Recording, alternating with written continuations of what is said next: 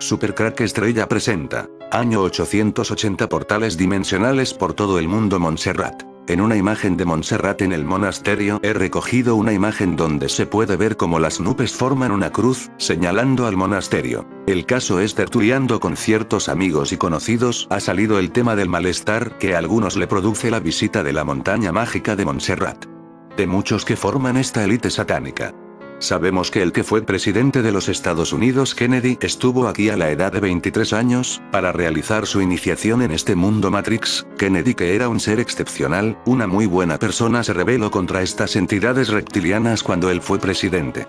Pero Kennedy, como todos los que llegan a presidente, tenía lazos de sangre con esta élite satánica. Él tuvo la valentía de rebelarse contra ellos, fue a Montserrat a los 23 años sin ocultarse, pues toda la élite satánica acude a la montaña de Montserrat siempre de forma oculta. Allí dentro del monasterio está una entrada al inframundo.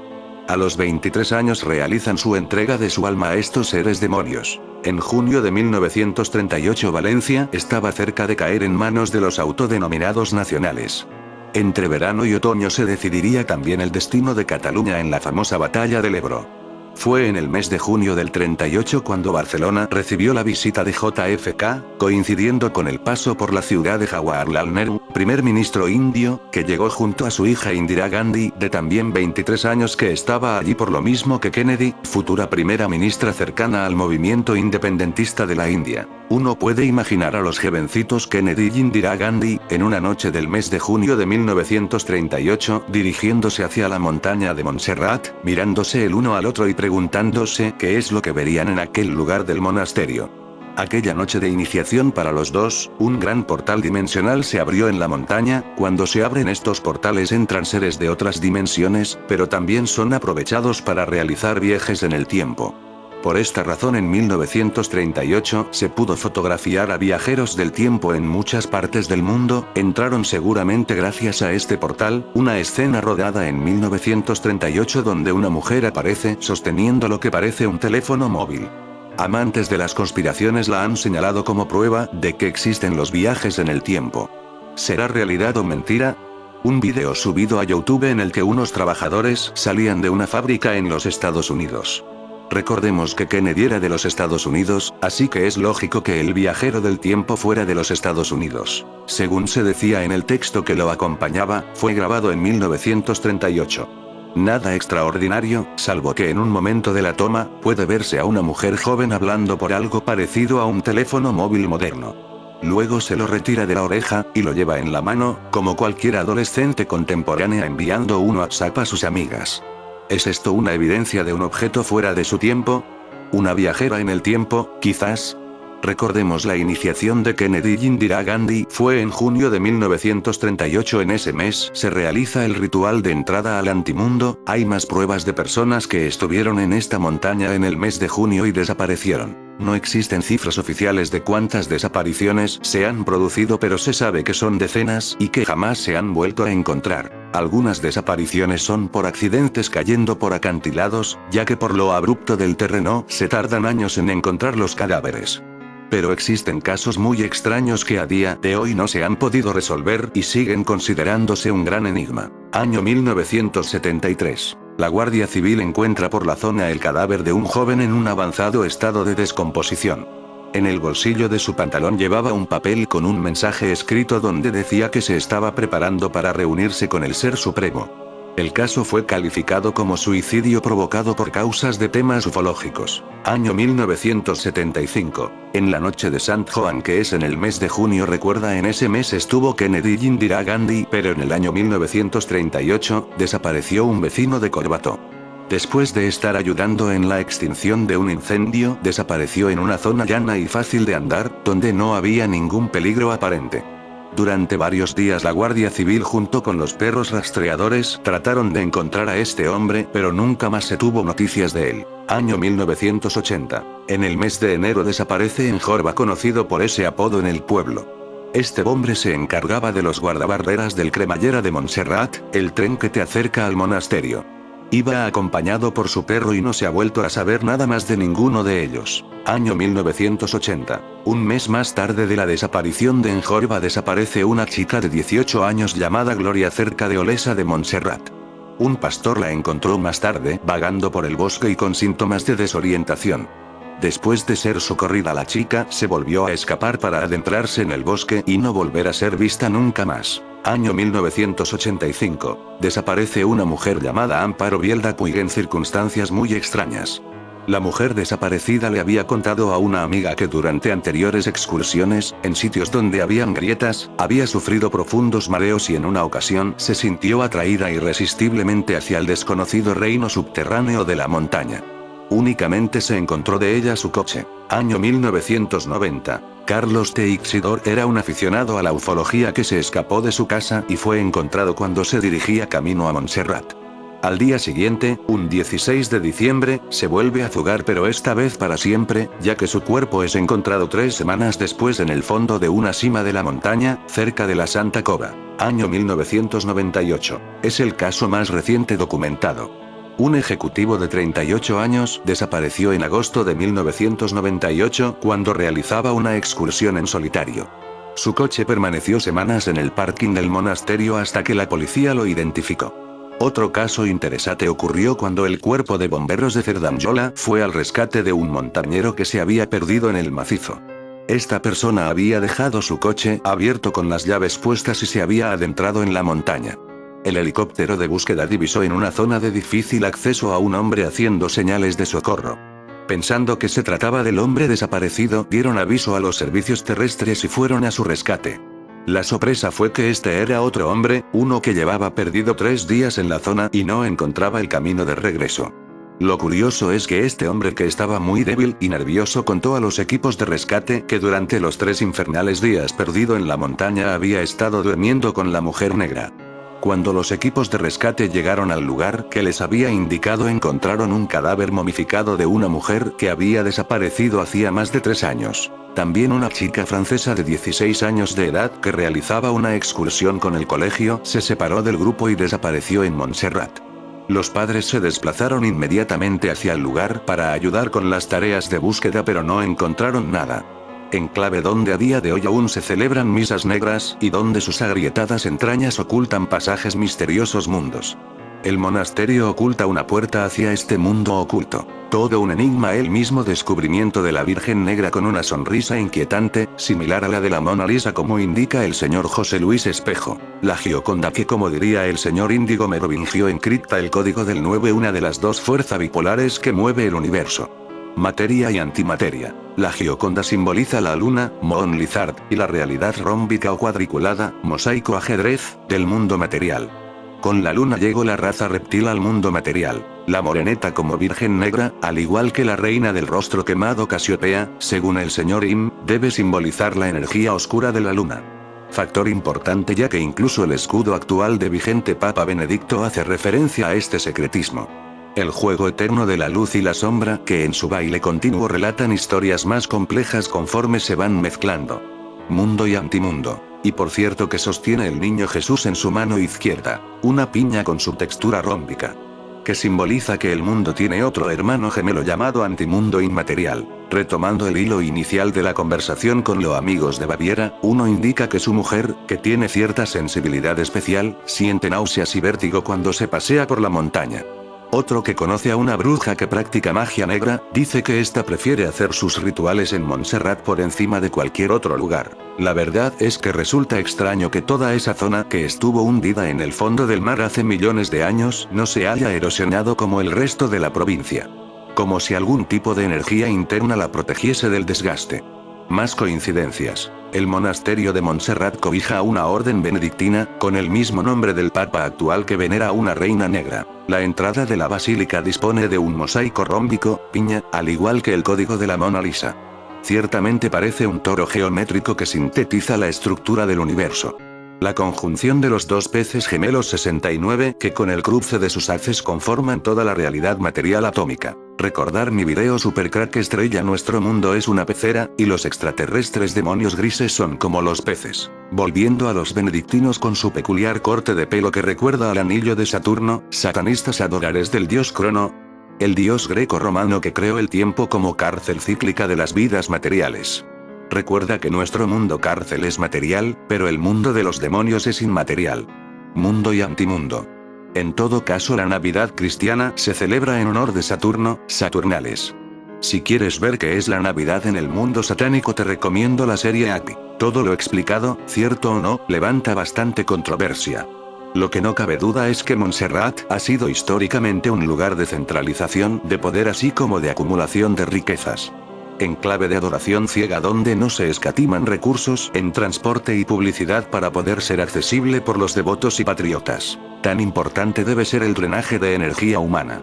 El caso es que lo que oculta la montaña debe necesitar alimentarse del hombre a un nivel etérico. Sea lo que sea, se mantiene oculto como un gran secreto. Algunas experiencias de personas que estuvieron allí en la montaña de Montserrat cuentan. Siempre había oído cosas extrañas sobre Montserrat. Mi madre me comentó que un colega fotógrafo suyo desapareció semana y poco y se pensaba que se había ido solo el fin de semana. Posteriormente, bajo hipnosis y revelado de fotos, me hablaba de sapos intraterrestres que lo habían raptado. Hablamos de mediados de los 80. Senderismo propio con mi expareja. Sensación de vacío. Nada de ruido. Ni viento ni pájaros ni nada. Íbamos por un ridículo camino que era pared y pendiente.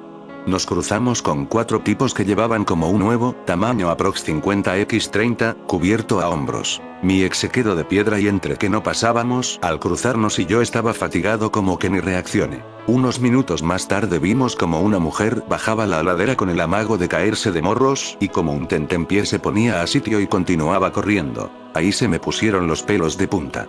Tenía que arrastrar a mi ex porque no se movía del sitio. Montaña de Montserrat, a 37 kilómetros de Barcelona, se encuentra uno de los símbolos más representativos de Cataluña, la montaña de Montserrat.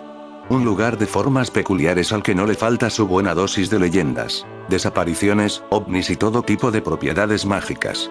Se dice que la montaña de Montserrat posee una energía especial, por lo que además de ser un estandarte nacionalista, es un lugar ideal para alcanzar estados metafísicos que proporcionan auténticas revelaciones vitales.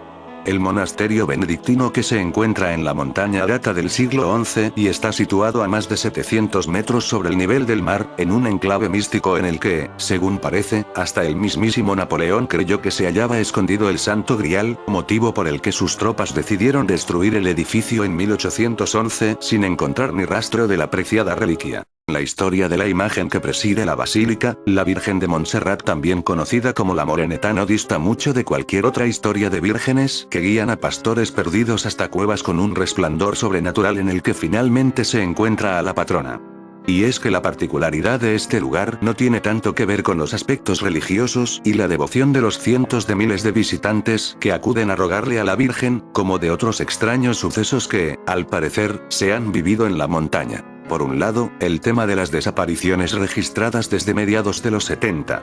Es un tema que hay que tratar con la precaución con la que se tratan todas las historias propensas a tener más de leyenda que de realidad. Pero aunque solo sea como parte del folclore del lugar, hay que destacar al menos 4 casos populares. El primero de ellos, el sucedido en 1975. Durante la noche de San Juan, un vecino de Corbató que participaba en la extinción de un incendio, desapareció sin más en una zona en la que aparentemente no existía ningún peligro. Años más tarde, en 1980, uno de los empleados del tren cremallera de Montserrat, desaparecía con su perro en la montaña y no volvía a saberse más de él. La misma suerte habría de correr una mujer en 1985, que tras varias excursiones a la montaña le había confesado a una amiga sentir una potente atracción hacia algunas de las grietas del camino. No se encontró ni rastro del cuerpo de la desaparecida, únicamente su coche aparcado en la montaña, igual que en el caso de la última desaparición, en 1998, esta vez protagonizada por un hombre de 38 años que realizaba una excursión en solitario. Por otro lado, se habla también de extrañas luces y avistamientos desde la montaña. Ya desde el siglo XVI, San Ignacio de Loyola, fundador de la Compañía de Jesús, documentó algunas de sus vivencias como ermitaño en la montaña de Montserrat, en las que habla de alucinaciones y estados místicos de éxtasis.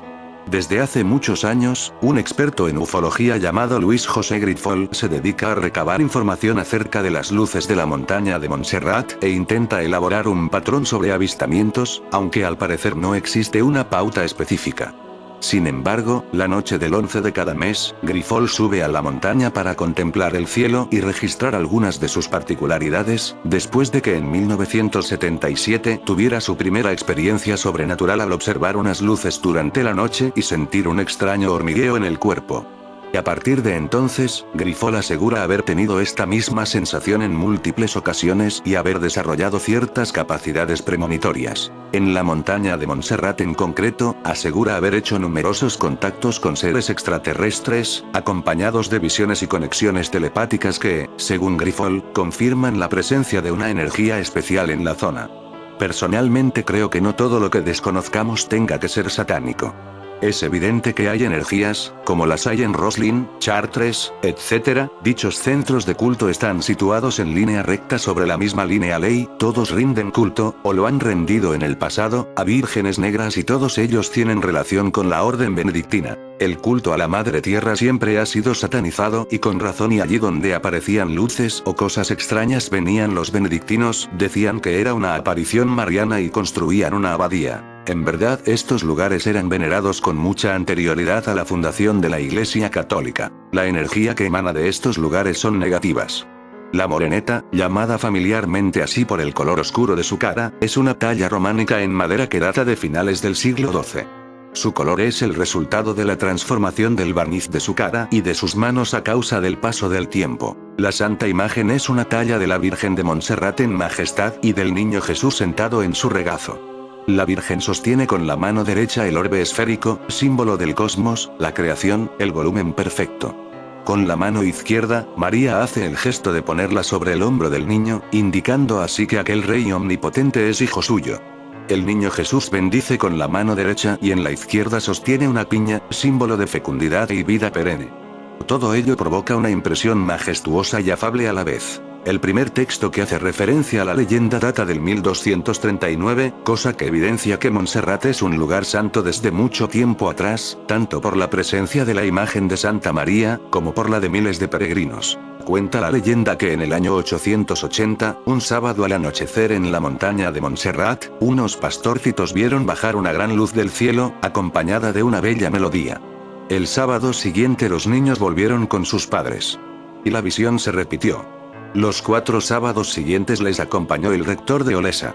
Y todos constataron dicha visión. Una vez enterado de lo ocurrido, el obispo que se encontraba en Manresa, organizó una visita. Y vieron una cueva, donde encontraron la imagen de Santa María.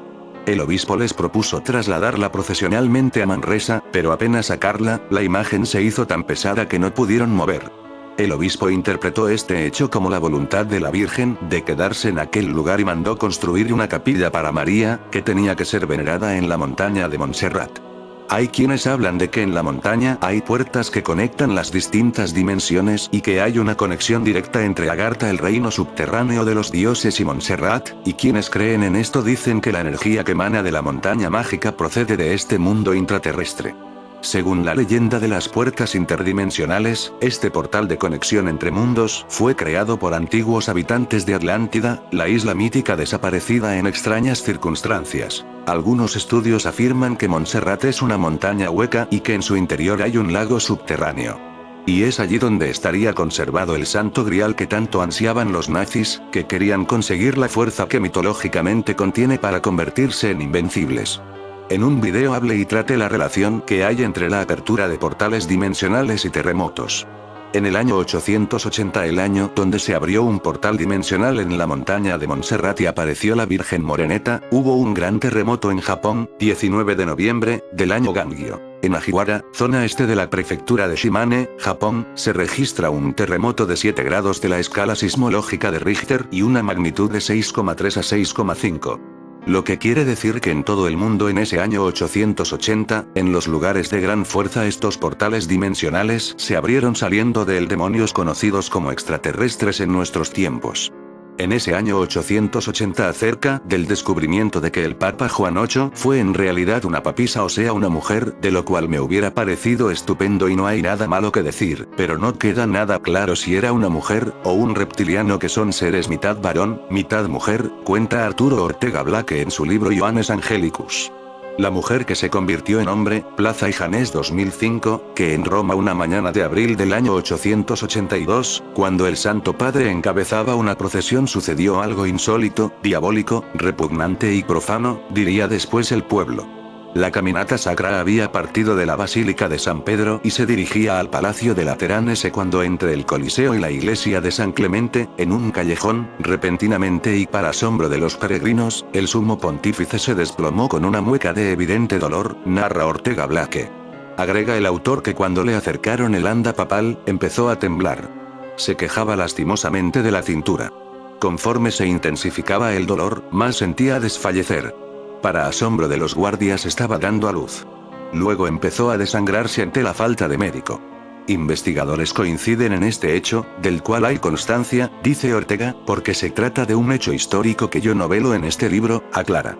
Efectivamente, la información que se tiene al respecto dice que hubo un Papa Juan VIII que lo fue entre 872 y 882, el cual tuvo un final accidentado.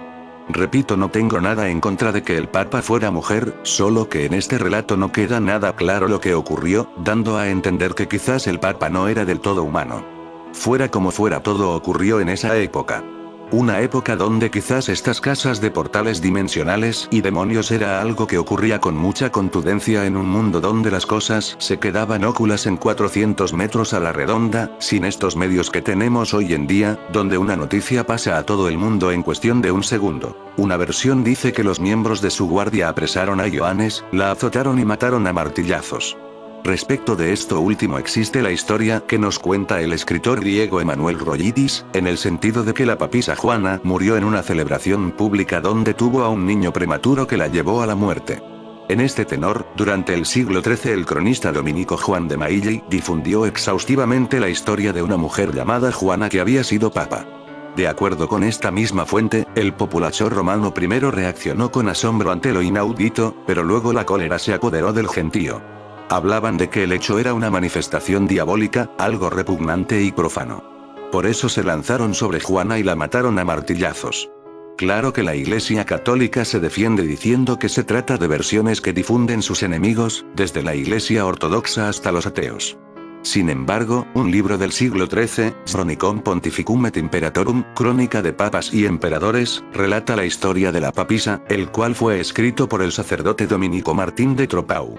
Antes de él otro dominico, Esteban de Borbón, se refiere también al caso de una mujer que fue papa, pero lo sitúa cercana al año 1100. Naturalmente que el descubrimiento de un papa mujer tuvo repercusiones. Cuenta la historia que por esto se inventó la silla con perforación en el asiento, con la que se hace el tocamiento del futuro papa para testificar que sea de género masculino. Y como en otras tantas materias, la especie es negada por la Iglesia pese a que numerosos testimonios dan crédito a esta situación, entre ellos el de Adam Deuski y el de Jacobo de Angelo. Asimismo en el Museo del Louvre, en París, se conserva un antiguo trono perforado que bien pudo haber sido empleado para tales menesteres.